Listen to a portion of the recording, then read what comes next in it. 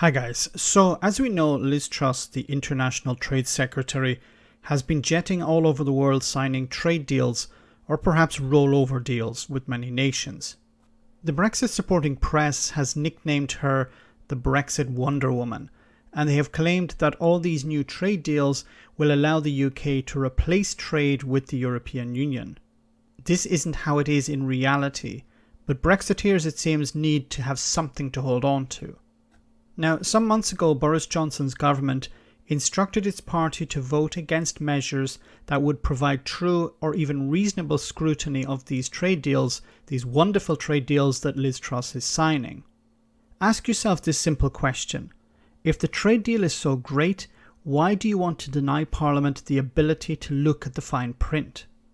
Well, it isn't just Parliament that's supposed to review these trade deals. There's a deals watchdog that is tasked with ensuring that trade deals do not harm areas such as UK food standards and animal welfare rules. The problem with this watchdog? It hasn't been set up yet, and it will not be until months after the Australian trade deal has been done and dusted. Truss has been accused of breaking a promise to both MPs and farmers by putting off scrutiny via this watchdog until the autumn. The fear here is that it will be too late to make any changes to the deal by that time. Following protests last year, the government agreed to the formation of the Trade and Agriculture Commission, or TAC. Boris Johnson's government set it up in order to reduce pressure MPs were facing from their supporters in the farming sector. It was supposed to be up and running by this spring, or at the very latest early summer, as talks between the UK and Australia quickened. Its scope was to scrutinise the deal as it was being negotiated and assess the impact for consumers, agriculture and the environment. However, the Commission has yet to hire any members. It will also not be permitted to view the trade deal until after it has been censored by the government's legal team.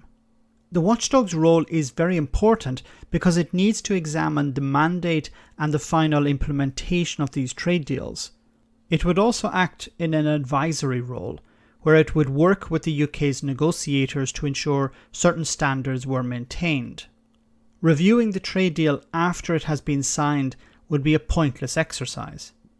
Now, thankfully, concern isn't just from outside the Conservative Party. Neil Parish, the Conservative chair for the Commons Environment Committee, he accused the government of wasting time. He said that Parliament must have the ability to review the principles of the deal and that it would be too late to include any changes or amendments when the deal is put to the House of Commons. The National Farmers Union has also warned that time is running out. It demanded that this commission be set up urgently so it can prepare in time for the vital job of scrutinising the trade deal. Look, the UK-Australian trade deal is offering the Aussies zero tariff, zero quota terms, despite UK farmers' fears for their future due to cheap and low-quality meat imports.